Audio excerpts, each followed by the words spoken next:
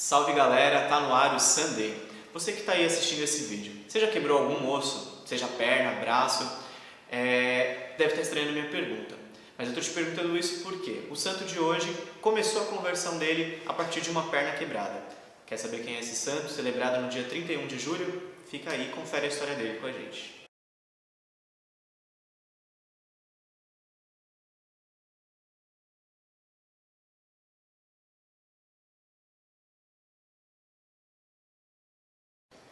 Claro que ninguém vira santo por causa de uma perna quebrada, mas acontece que Deus tem muitos jeitos de chegar até nós, e para o santo de hoje o jeito foi essa perna quebrada. Mas para te contar essa história, meu convidado de hoje é o Lucas Lourenço. Olá galera, meu nome é Lucas, pertenço ao Santuário São José Operário e eu sempre estou lá com o pessoal, ajudando em uma coisa ou outra. E a gente não está aqui para falar da perna do santo, a gente está para contar a história dele. Então, para começar, o santo de hoje é Santo Inácio de Loyola.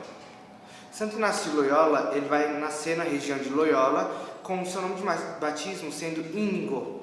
Ele é o mais jovem de todos os seus irmãos, um total de 13, só que muito cedo ele vai perder a sua mãe e aos 16 anos o seu pai falece.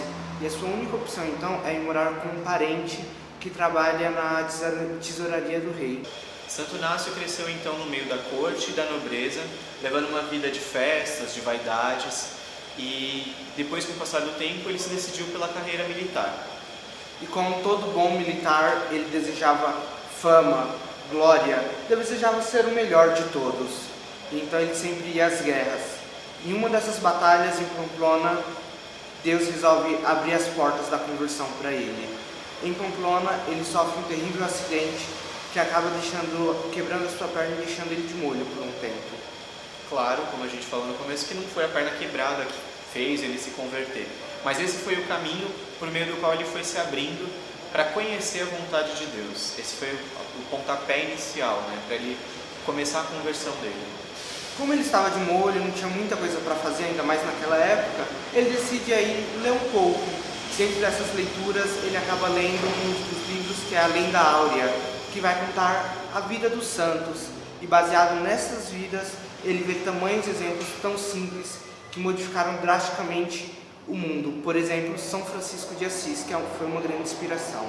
A partir daí, ele começou a nutrir um grande desejo de ir para a Terra Santa, levar uma vida de penitência, de oração e também passar a vida contemplando a paixão de Jesus.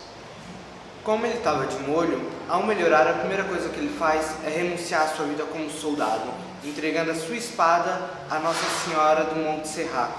E ele também doa as suas roupas vestindo apenas um saco.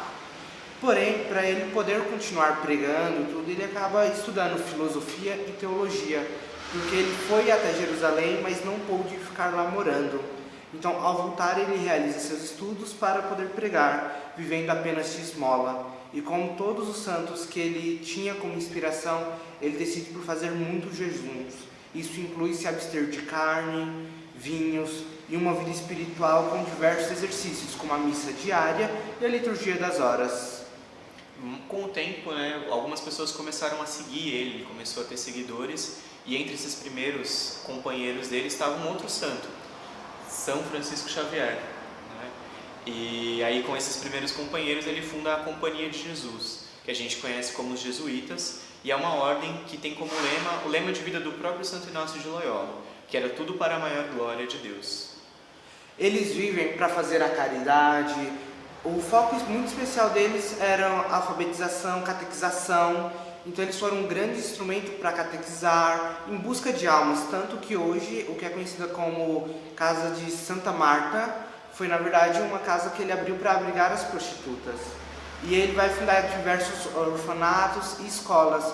Hoje uma delas ainda existe, sob o nome de Universidade Pontifícia Gregoriana, em Roma. Os jesuítas foram muito importantes no período da Contra-Reforma e também na expansão do Evangelho, levando as palavras de Jesus, a palavra de Deus, a novas terras que eram descobertas, como a América e especificamente o Brasil. Como a gente sabe, os índios aqui foram catequizados pelos jesuítas.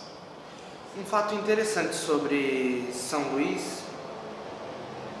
Um fato interessante é quem é São Luís. São Luís Gente, não é Santo Antônio. Vai lá, eu vou acreditar em você. Santo Inácio. Meu Deus.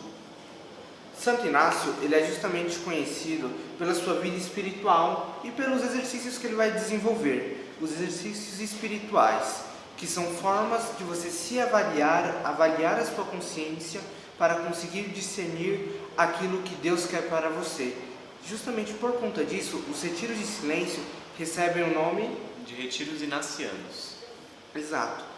E aos seus 65 anos, em 1556, Santo Inácio morre e volta à casa do Pai. Depois de canonizado, ele é considerado o patrono de todas as congregações e institutos que ajudam os fiéis na prática dos exercícios espirituais.